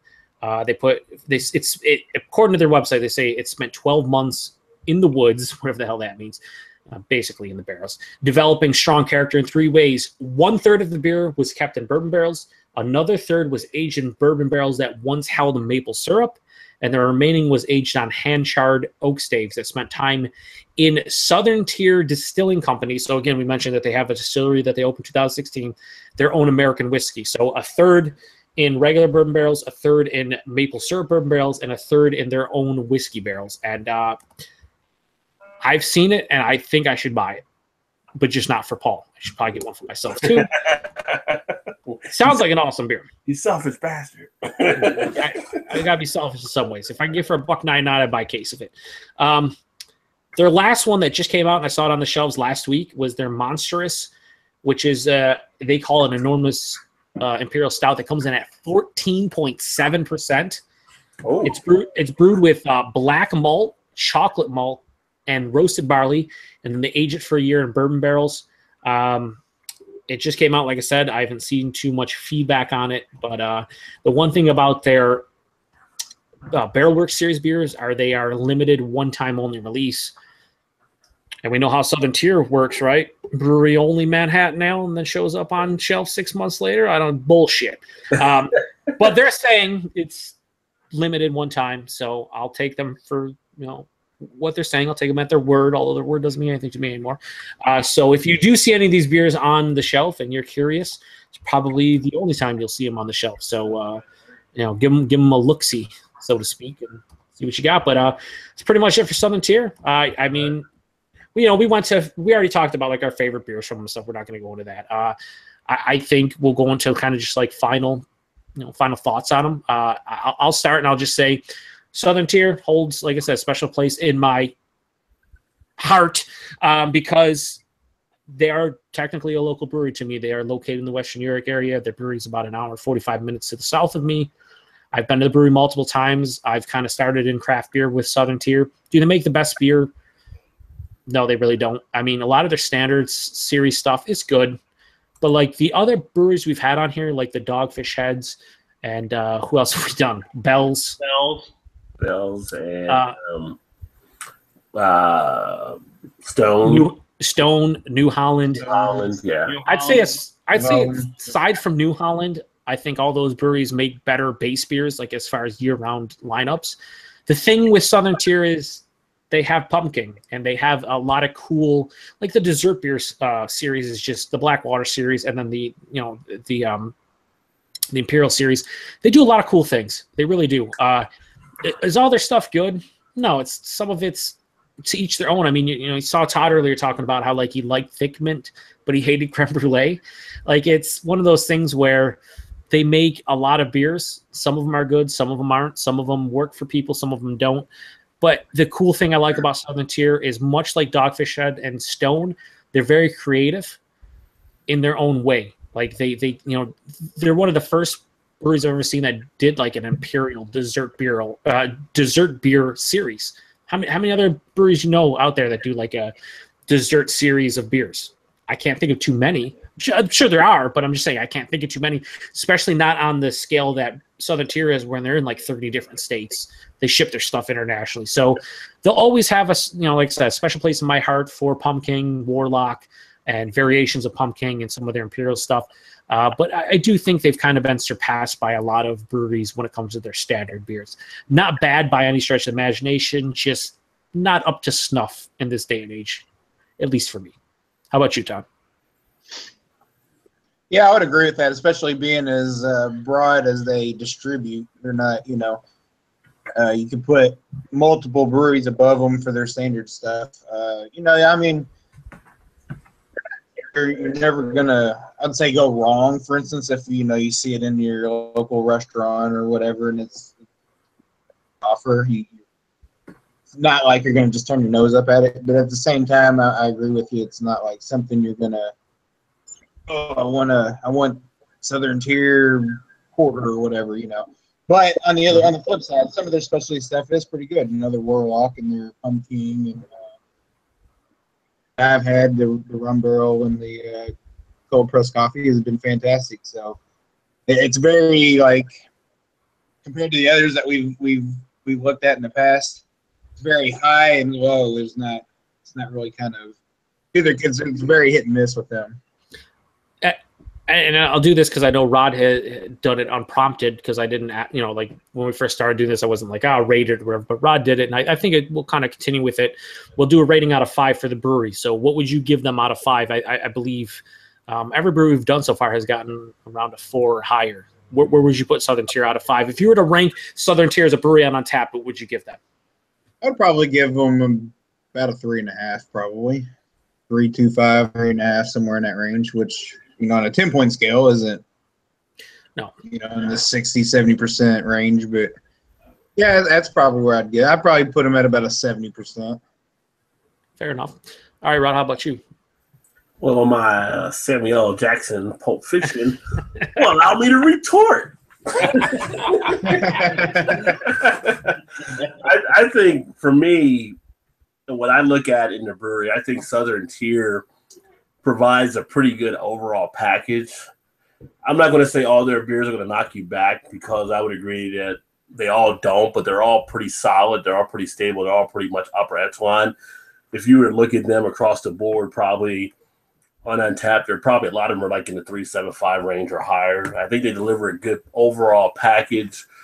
I think the way they put stuff together, it's like you're not really ever disappointed when you get one of their beers.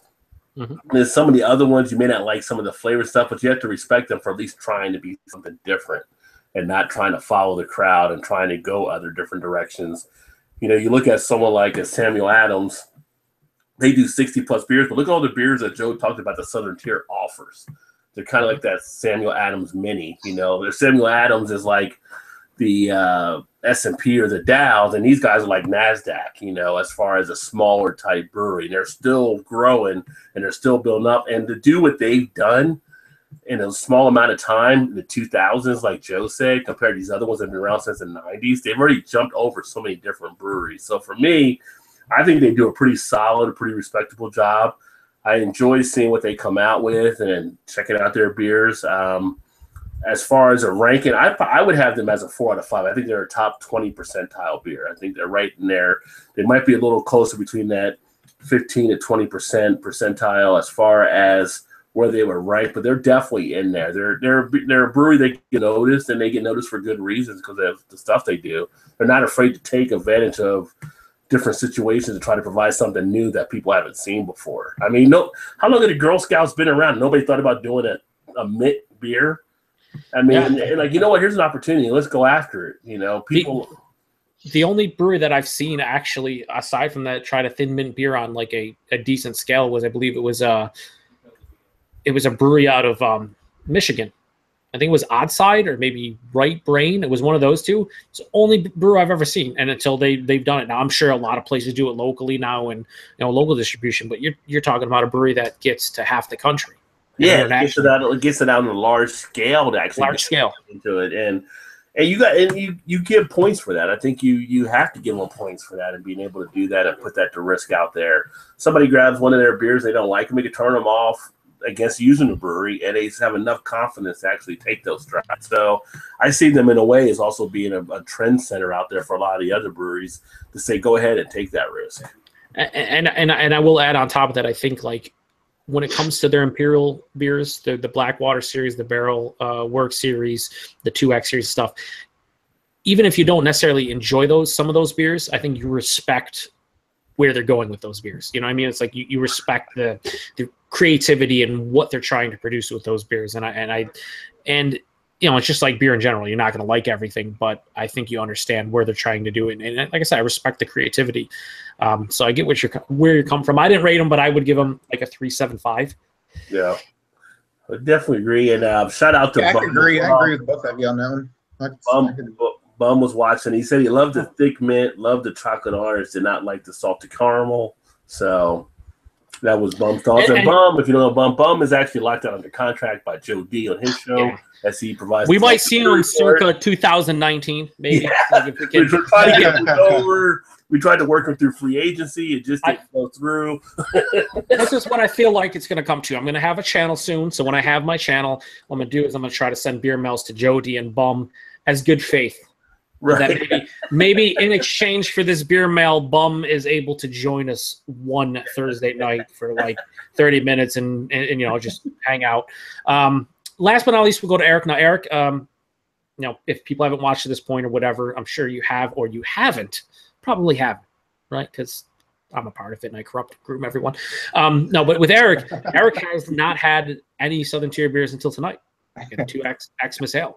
So I will say, Eric, you don't have to rate them on a brewery scale because, again, you've had one beer and I think that's kind of unfair. But from the question I'll pose here, how I would like you beer from them now. Yeah.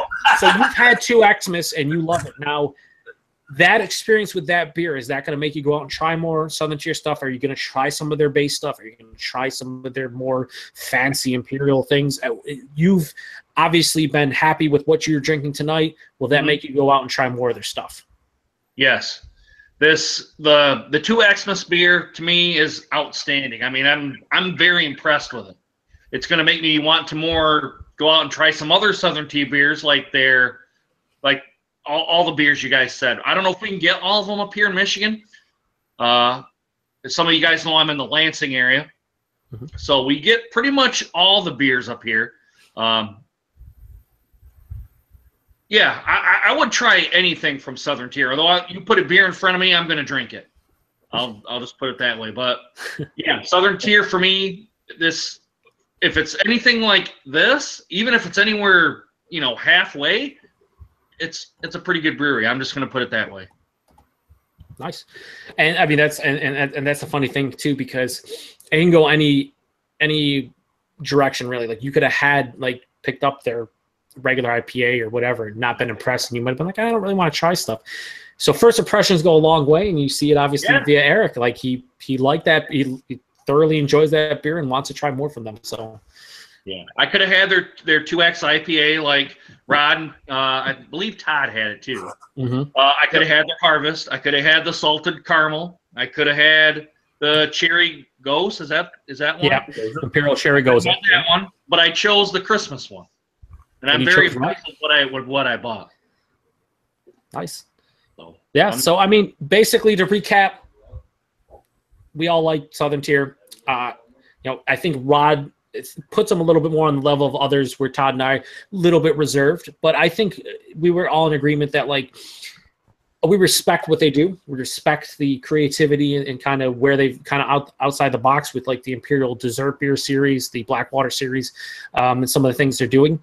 I would say if you haven't had Southern Tier, you've had maybe some of their base stuff, certainly try some of the specialty releases or the limited releases, whether it's Pumpkin or the Blackwater series or whatever. That's where they really do shine. That's where I think they kind of separate themselves from the vast majority of other New York State breweries, but all the other like nationally distributed breweries in general. They're a damn good brewery. They do good stuff, and like I said, they've been around for 15 years, which people go, oh, that's a long time. In brewery years, not really that long. I mean, 15 years is not a long time to get to the level they are at right now. So I mean, kudos to them for doing the things that they do, and it's good. It's good to see that also they're ever changing. I talked about the live pale ale earlier, and they changed the citra hopped. They kind of know what beer drinkers want in the now, and they kind of reformulate, or they'll come out with stuff people want. So they have a pulse on their consumer base, which is always appreciative and good to see. I will fully agree. Yep. Yeah, that's it for Southern Tiers. It's off. Fuck off, Southern Tiers. Get out. We gave you all the. No, yeah, no. I'm glad we did Southern Tier though, because like I said, it's one of my. Like I said, I kind of grew up outside of Sam Adams and Saranac. For me, again, when I first got into craft beer, it was a lot of buying mixed packs and stuff that was cheap, so I could try different things. But once I got into like true craft stuff, Southern Tier was readily available for me. Yeah. Easy to get. So it was like, I'll try this. And I probably tried 20 or 30 beers in the first year or two of them, or of me drinking craft beers. So it's like, like I said, they'll always have a soft place in my heart, but I find it harder to buy stuff from them just because the sheer amount of stuff available. But when they throw, like, I'm going to totally try the cinnamon roll. No questions asked. And I'm going to get salted caramel at some point. If I see same here. Roll, yeah. Yeah, they sound interesting. Even if I end up not liking them, and you better get cold pressed pumpkin, Rod. I'm holding this to you. I'm trying to get it. Yo, if you seriously cannot find it, come down for me. 50 cents a bottle. That would be funny though. I walk in this weekend, and it's like, hey, it's $1.99 for a bomber. I'll take it. Yeah, that'd be hilarious. That would not be funny. No. I believe I would ask you to buy us a case and split it 4 ways.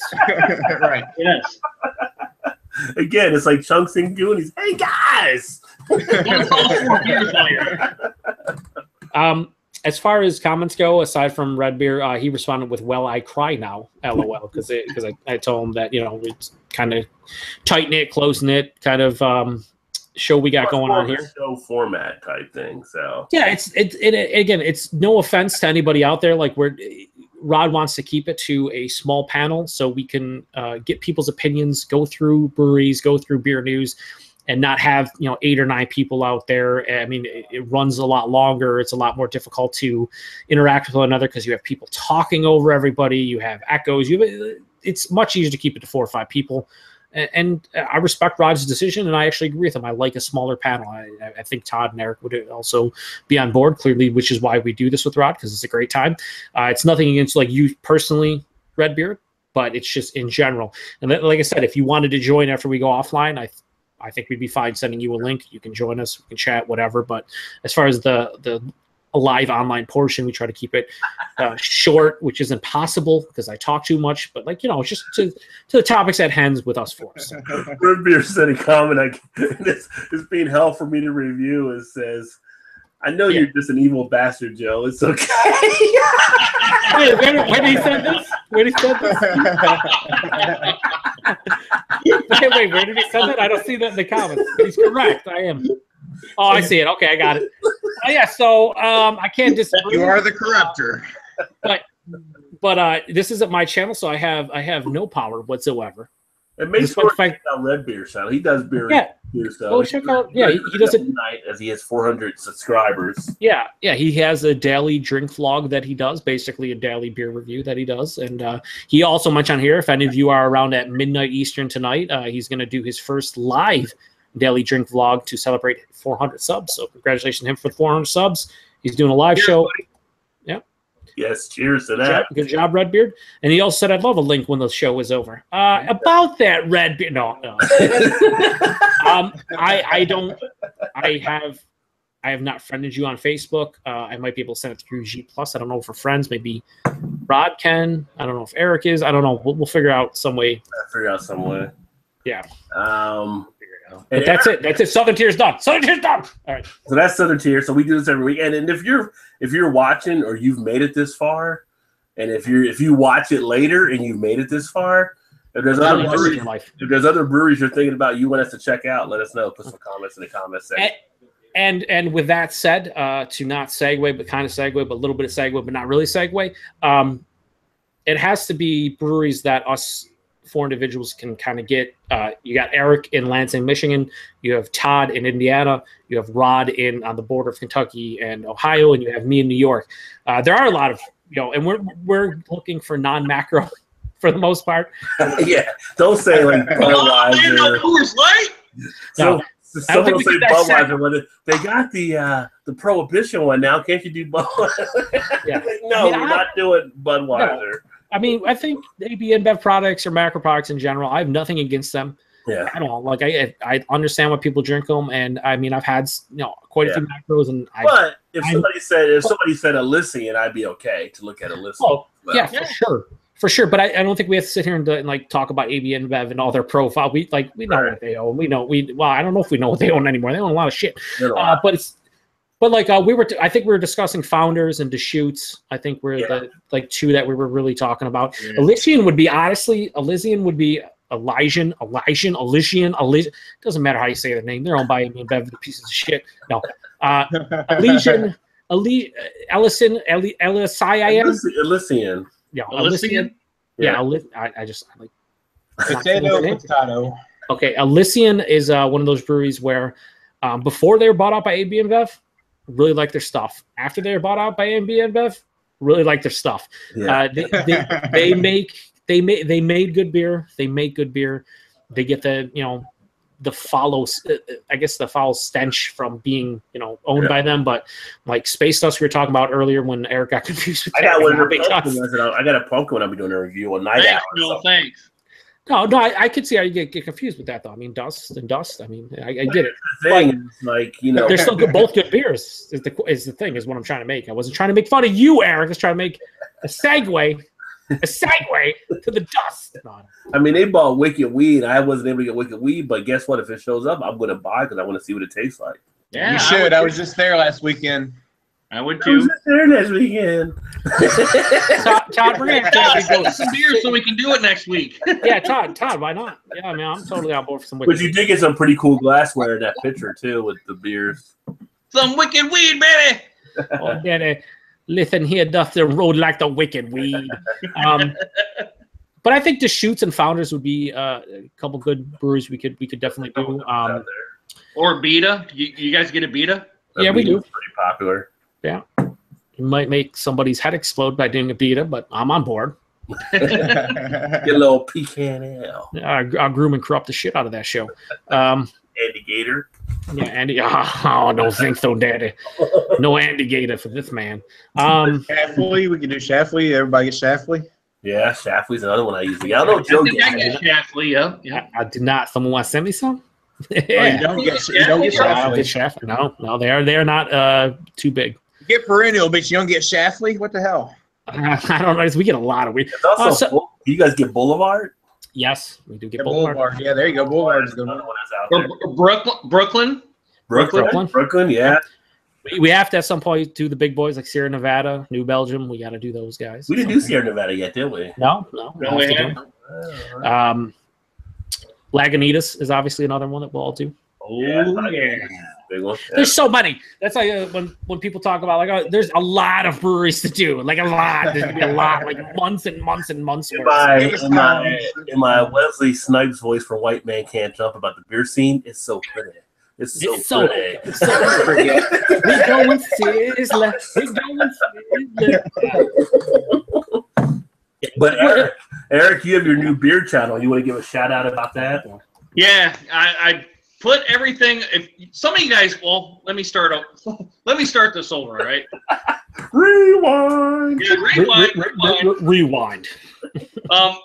Guys, you guys might know me as Eric Alliance fan. I put most of my beer reviews over at my new channel called Eric's Beer Reviews. Go ahead and do a like and subscribe to there. I do beer reviews there, pretty much anything: Bud, Miller, Coors, Pabst, Molson Labatt's, malt liquors, amber ales, porters, stouts, IPAs, pretty much any beer you'll find on that channel. And I separate my sports channel, which is Eric Alliance fan, to sports, to Detroit Lions, Detroit Tigers. I do very little Pistons and Red Wings stuff on there. But if you guys are interested in that stuff, go ahead and like and subscribe, Eric Alliance fan. So I'm going to leave it right there, guys. There you go. So, yeah, make sure you check Eric out. He has a ton of beer videos as well.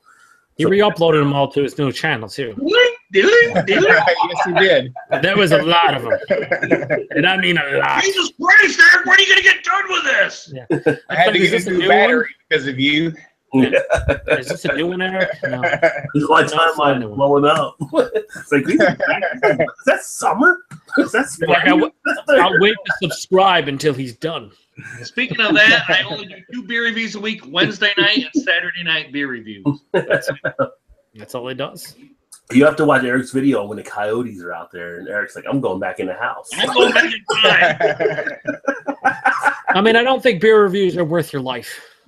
That's a classic one there. But good stuff, so make sure you check him out. And, of course, well, Joe, he's around different spots. He has his own channel. He's kind of a gypsy YouTuber. Todd's like locked down under contract, just like Bum on Joe D. So you'll catch Todd. Let's just say this. Before the end of the year, I am up for bid, so the highest bidder will win. Baby, the Beer Patrol's coming, Daddy. It's going to be full of terrible Dusty Road impersonation. And maybe Greg, if you get the Gorgonzola. It doesn't matter. It's all the same. Beer and cheese. I'll get some of your more pungent cheese, Daddy. Like I don't like some of your blue cheese or your my Gouda cheese. Get some of your smoked Gouda, Daddy.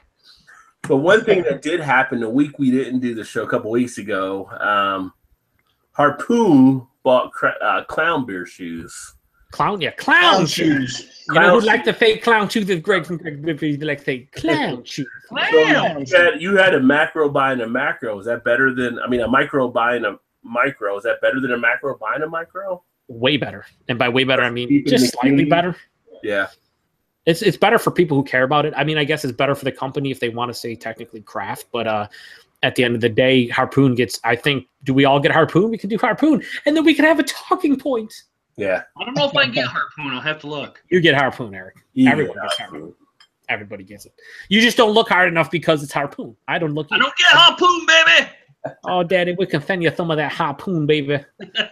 They make that UFO, baby, Hefeweizen with the raspberries. That's a damn shandy. I'm not doing UFO. Oh, is that because you don't like the Hefeweizen, or you don't like the Harpoon Hefeweizen? I don't like. That's not a Hefeweizen. It's a shandy, right? UFO's a shandy. I don't know. I think the UFO. I feel UFO about shandies. Yeah, I'm pretty sure the UFOs are Hefeweizens. Like I can do that Google, baby. Line of Google. We can do some line of Googles. We'll do the whole lineup of shandies, baby. There's like 800. Have you ever seen Scarface? When Al Pacino is asked about the Colombians, he gets that look. That's how I get that look about shandies.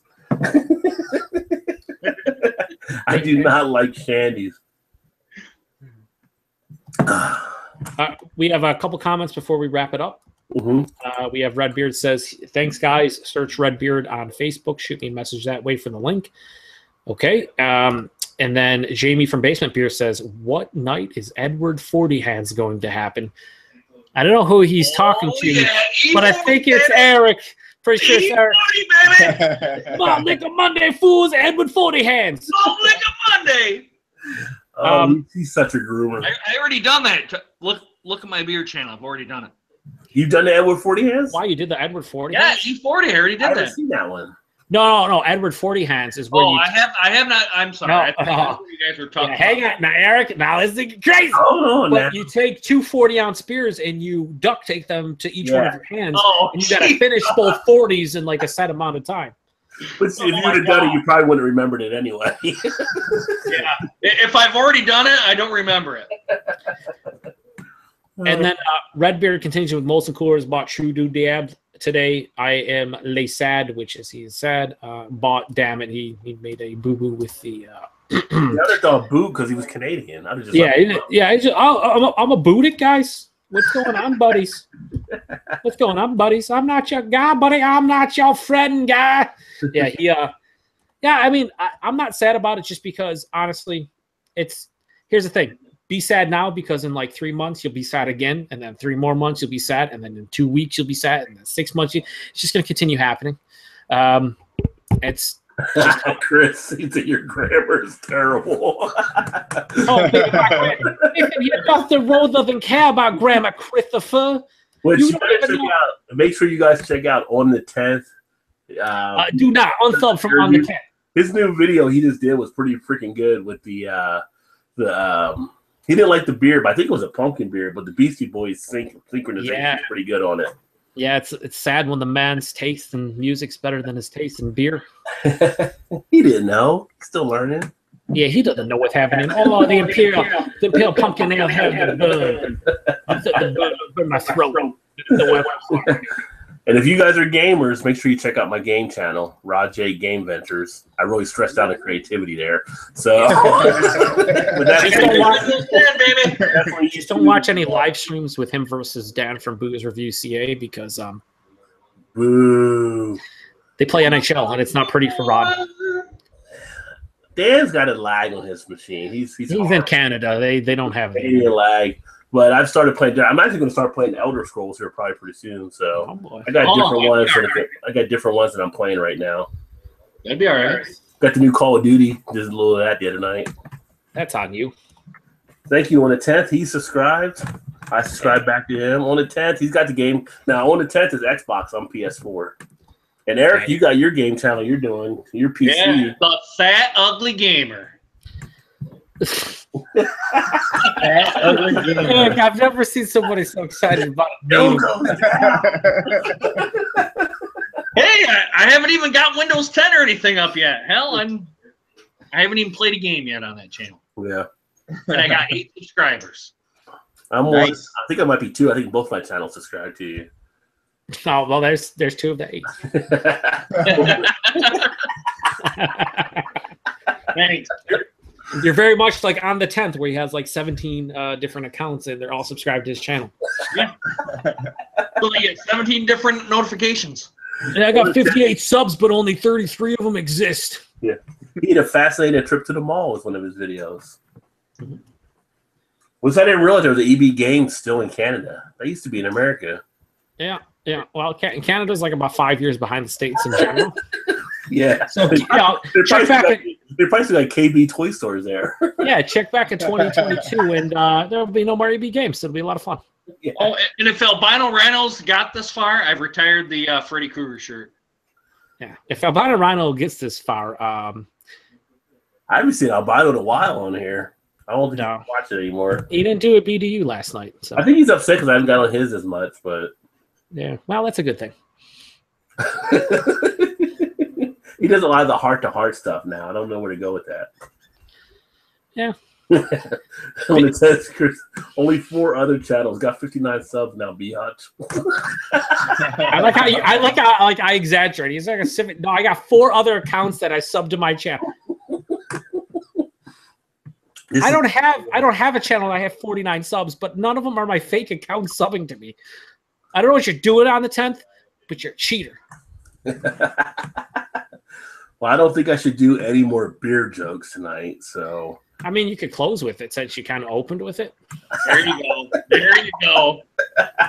Maybe let Eric read his PSA and then close with like a no. dad Let him joke. do that first. Let him do that first. Oh, because you want to make sure that we won't finish with something absolutely horrific.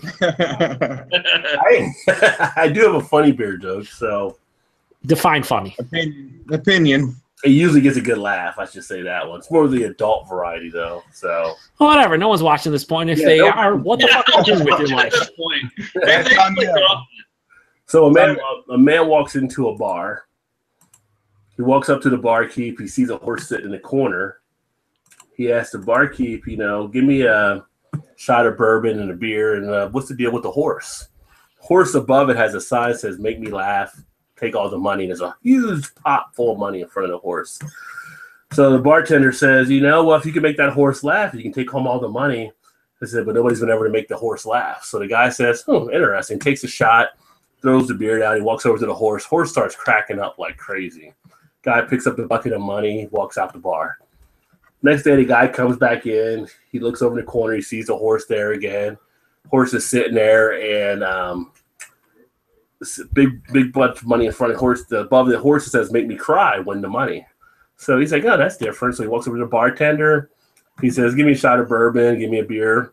What's the deal with the horse today? And he's like, well, yesterday you took all the money because you made it laugh, so I had to switch it up. So now if you can make the horse cry, you can take all the money home. He's like, oh, that's interesting. So he does a shot. He starts drinking a beer, finishes the beer, walks over to the horse. Horse starts bawling his eyes out. So the guy comes back in the next day, looks over there, no more horse. The horse is now gone. So he goes to the bartender, gets a shot of bourbon, gets a beer. He's talking to the bartender. He's like, hey, what happened to the horse that you had here? He's like, man, I had to get rid of that horse. You kept taking all the money every time you came in. He said, well, yeah, I guess that makes sense and everything. Starts to do a shot, take his beer, walk away. He's like, wait a second. He said, I got to know, how did you make that horse laugh in the first place? He said, oh, that was easy. I just told him I had a bigger dick than he did. He said, well, how did you make it cry? Well, I just took it out and showed it to him. No laugh. No laugh? Wow. Oh, that was good. That was better than I was thinking it was going to be. It was okay. It's an old joke. It Here's was the thing. okay. But nothing compares to the PSA that about to happen in about 3 seconds. Guys, if you had It's hitting you now. It's hitting you now. Guys, if you had too much drink, please get a designated driver. Guys, if you've ever seen any of my beer reviews, I always end my beer reviews with this. If you get pulled over by the cops, you're going to get the stupid sobriety test, and you're going to ride in a cop car, then you're going to get jail time, court fees, and then possible prison time. And then if you hit or kill somebody, you're going to be in the slammer for quite a while. And if you kill yourself, all you've done is put yourself 6 feet under and hurt your family and friends, all right? Sleep off your buzz, get an Uber, taxi, Lyft, ask somebody at the bar to take you back home. Hell, just call somebody to take you back, because it's stupid in this day and age to do it, because there's zero tolerance out there. And we all want to see you guys come back the next time. There you go. That was kind of a serious one there. Cosign. Yeah. Went deep on that one. I had to dig deep, baby, dig deep. We have Go ahead and read them. Uh-oh. Jamie says for basic beer reviews, I have 64 subs and most of them are Joe probably. On the 10th says 2 baby seals walk into a club. Jamie finishes with the mechanic said it looks like you blew a seal, so I say no, that's just frost in my beard. Yeah. It's a bad night. It's a bad night of jokes. So Yeah, you guys are absolutely terrible in so many ways I cannot describe right now. well, none of us are playing the Apollo, that's for sure. Yeah. So Well, thanks for everybody for stopping by and at least commenting, even if they are dumb jokes and just dumb comments in general. Looking at you, Chris and Jamie, you guys are idiots, both of you. yeah, thanks again. And next week we'll do another beer or some other routine. Not sure what we'll do as of yet, but we'll get some idea. We'll put something together. And until then, we will catch you at that time. Anybody else got any final comments? Nope. Uses. All right, play us out. Yep. Take it easy. Peace.